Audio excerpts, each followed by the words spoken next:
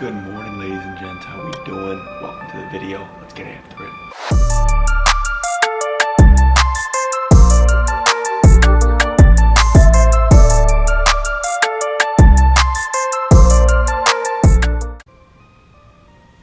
Before I do anything, before I get into my day, start every day off with a meditation, focus on myself and my breath.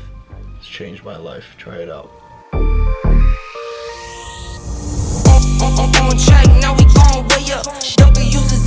Can't slack on the greens.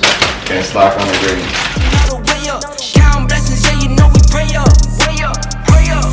Top class, Chef Ricky. Top class, boy. I'm gonna go get this work. Catch y'all at the gym. Work season's get it. I know you guys like the voiceovers, so let me voice over this whole gym and footy workout for you guys. As you see, we started with a banded adductor stretch, really getting into the groin region, opening it up before the session. As you see, leaning one way, leaning the other, and then directly into a kettlebell leg extension isometric hold to really get the quads nice and activated for the session. As you see here, you just put your foot inside a kettlebell, lift it up as high as you can. Then moving on to a hip flexor raise in this 90 position, followed by single leg rotations. As you see, this one is opening up the hip, and this one is really trying to strengthen, really isolate that hip flexor, get it activated for the session, especially coming off the injury that I had.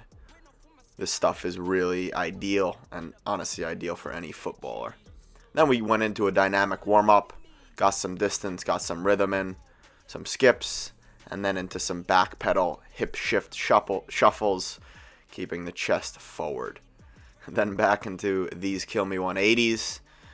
These are really tough. They really get the vestibular system going, and they're very good for your body awareness in space. After that, we went into some neural activation, which is for the brain, as well as getting the feet ready.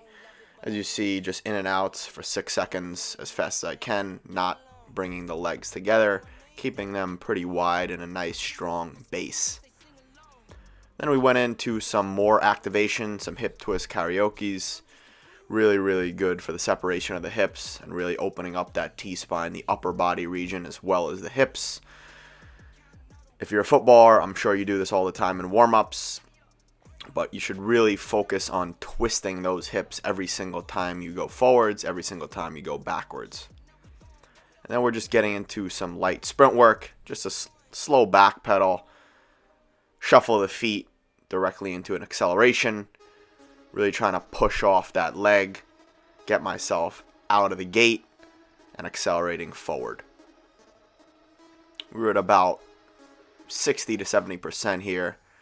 And then we went into a deceleration drill, as you see here, some pivots. So you're running forward, really trying to bounce off that front leg, coming back, bouncing off the same leg, and then you're switching legs.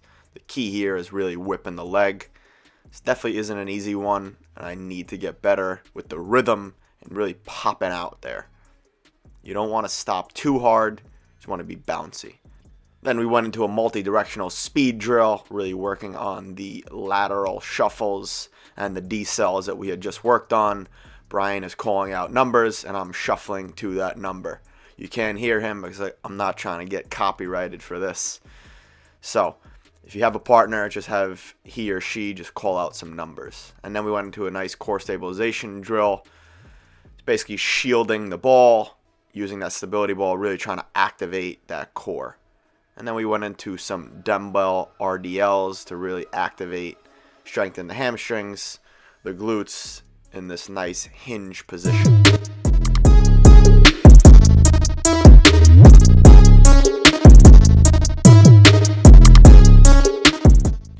And then we finish off with a max sprint on the assault bike, which is definitely the most fun I had all session, but super good really to just tax you and finish you off. And after I go into some footy, so it was nice to be a little fatigued, as you see here. And then we're into the footy sesh with my guy Cisse. So as you see here, we're going into some simple first touch using the right foot first. As you see, we got 3 cones, and we're going to move into more advanced drills. As I always say, you start with simple, and then you move into more complex. So after those 2 touches, we went into a short, long. As you see, 2 shorts in the beginning, using the right foot only, and then into a long. Short, back up, long. Really will challenge your legs as well as your fitness levels. Just some short, sharp stuff. And then Seaside went, so he's doing the same thing, taking 2 touches there, playing it back. The server also has to work a lot here. That's the thing with all the drills that you'll see. The server isn't just standing. He has to put the ball on the right spot. So here we're doing a left foot 2-touch balance. As you see, I don't want the foot to come down. So I'm balancing nicely on that right leg, taking a touch and playing it back. And then we move on to the short, long with the left foot. All 1 touch. Goal here is really to always have your body over the ball, have some nice bend in those legs, feel nice and stable. And the goal is, my goal is to always play it to Seaside's left foot. So also when you're working, you got to keep your mind on, and when you're tired, you got to make sure you're playing the ball to the right leg. Here then we went on to a 2-touch, so right to left. Just the goal here, as you see, I'm spinning the ball with the right foot, playing it back with the left foot and playing it to his right foot. And then we just go into a short, long, 1 touch, alternating our feet. So as you see here, we're going left, right, I backpedal, hit the left. Come back, I'm going right, left, I backpedal, and then I hit the right. As you see, this is also hard for the server. Also, if you're working, just make sure to tell your partner, point to the direction. Just all about those little communication things that'll really make your session a good one. And then obviously advancing, we moved on to a left to right. So as you see, spinning the ball with the left, playing it back with the right, making sure to keep my body over the ball, trying to keep that ball on the ground. And then moving on to a short, long with the left foot. So 2 touches at the short, backing up, taking 2 touches with the left on the back end. I can put the foot down here because we're pinging it in harder. And that was it. Then we moved on to a 2-cone partner drill. As you see, a couple cones, and you're in and out. So left, back to the right, right. So left, now we're back to the right, back to the right. So just moves along nicely. And this drill really gets zipping if you and your partner are really concentrated and you really focus on your technique the entire time. And as I said before, your partner really has to work hard as well. This one is an outside touch, and again with that outside foot, we're playing the ball 1 touch. So 2 touch from the middle, and then a nice 1 touch. 2 touch from the middle, and then a nice 1 touch. Outside touch, and then don't screw up like your boy. And then we went into a inside, outside. This is a tougher one, but I'm really trying to work on that outside part of my foot. As you guys know, I'm all about working every surface of the foot. When you work every surface of the foot and you're confident with every surface of the foot, you will never have trouble during a match. And then we went into a turning drill. So as you see here, got a wall. I'm using the right foot from Seaside, taking the left foot from the wall. And then we'll switch. So as you see here, I'm trying to look as much as possible. The most important is to really look when the ball is coming back off the wall so I can say the color. But you also want to try to look when you play the ball against the wall. Always being in that habit of having that head on a swivel is super important. And then we moved on to the left-footed turns. So I'm using the left foot. Most important thing is to always be side on. You don't want to be square. Be side on, receive that ball on the back foot, play it off the wall, get it again, look, call the color, and play. Then we went into some long distance passing, just working on the inside of the foot. Really working on pinging the ball in. As you know, as a defender, my whole goal is to really ping the ball with any part of my foot through the lines to any player. And it's as simple as it seems, but it's huge. As I always talk about, simplicity is genius. Simplicity done well, consistently, is the most important thing. Then we worked on curls. This is a ball that I always love to play during matches. and all you're working on is really curling the ball. So the whole goal is to hit the ball on the outside of the ball with the inside part of your foot near your big toe region. So just focus on really envisioning and curling the ball into a striker or any player.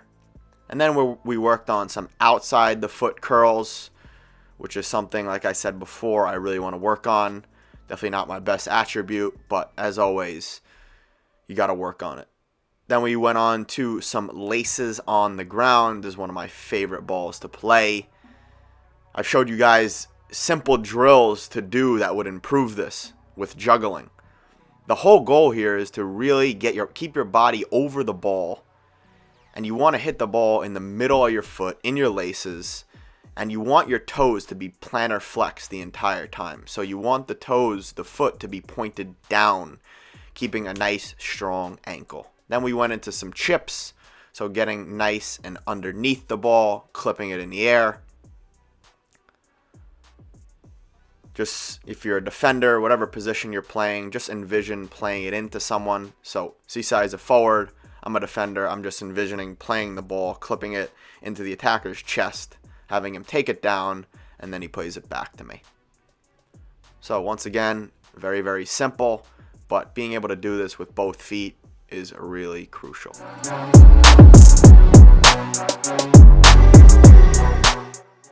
So as you guys saw there, excellent little session with Brian and then my boy Cisse. Good to get touches in again.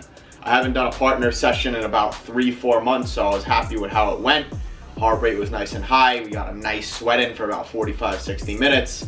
Very concentrated, all about quality, all about small touches. As my rehab goes and progresses further, obviously I'm going to get into bigger and more intense drills, but this was a good start. As you know, I got to get my hair done. I'll see you guys when I have some lunch. Homies, what's going on? How we doing? All showered up, all freshened up after a great session.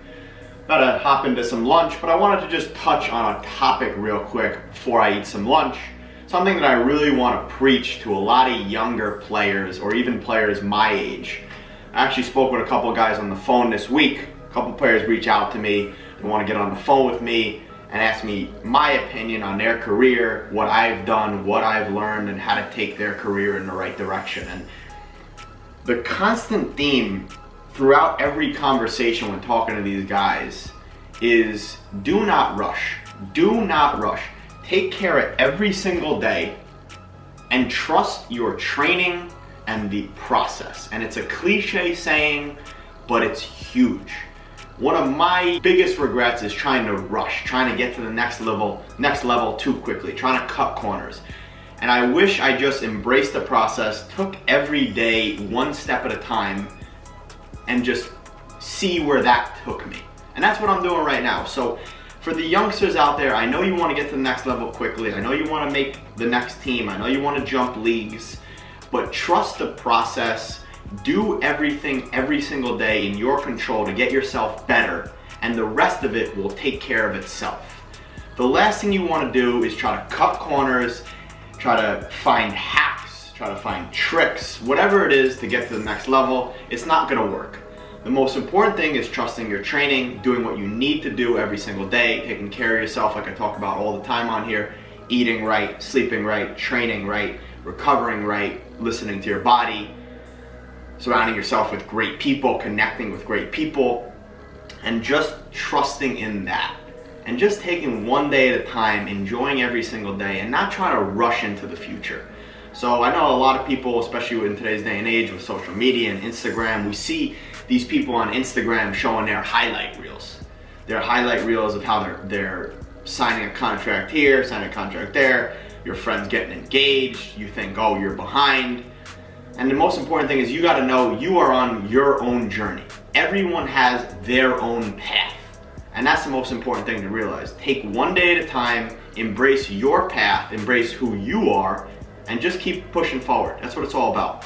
Don't worry about what others are doing. Yes, it's fine to look up to and admire others. You are on your own journey. Whoever you believe in, the higher power has a plan for you, and you need to do what you need to do to take control of your actions and what you do. Your decisions, your choices every single day. And the whole moral of the story is, I don't know if you ever heard of the saying, but the grass is always greener on the other side.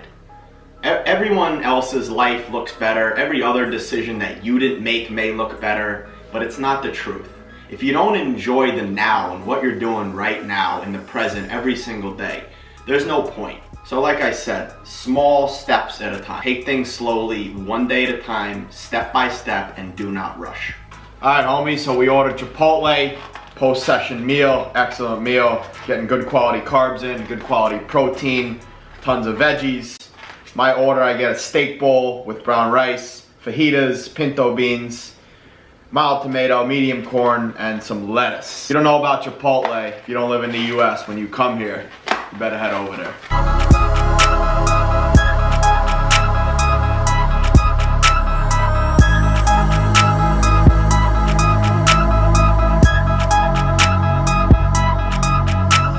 So some people might call me insane. I do that almost after every lunch. It's called grounding.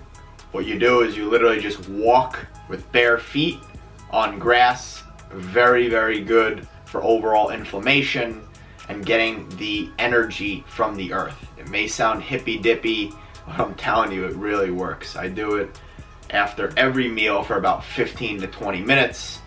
At night, I go for a long walk. I don't walk on the grass, but after breakfast, after lunch, I want to get the vitamin D in. Really helpful for energy levels, feeling good, looking good. And I'll put a study on grounding and the benefits in the description below. What's up homies, how we doing? Just got a ton of work done, about 3-4 hours. Now I'm headed off for a massage. Got to get some blood flow, some warmth into my muscles after a long time out and a lot of training this week.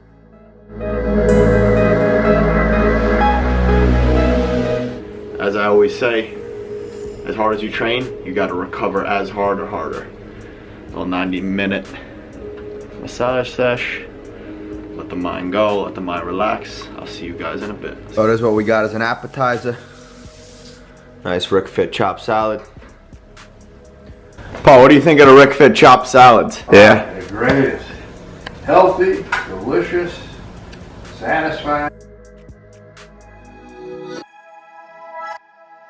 What's up homies, how we doing? Just finished off dinner. Now at the end of the night, I start my nighttime routine, do my stretches, finish off with some meditation, and then I head off to sleep.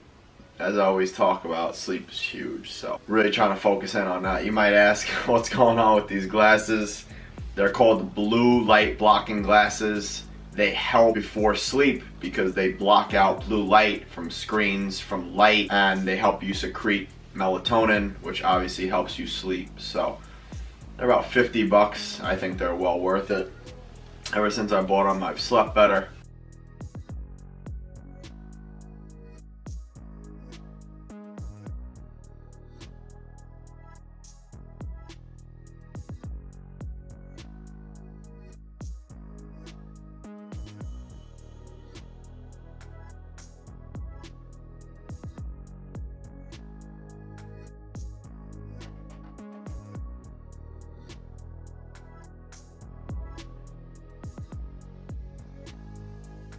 Alright homies, hope you enjoyed today's video. Hope you enjoyed the day. It was a fantastic day, beautiful day. Put in a lot of hard work, was very productive. That's what it's all about. If you liked the video, please hit that like button. Please hit that subscribe button, drop a comment, and I'll see you guys in the next video. Deuces.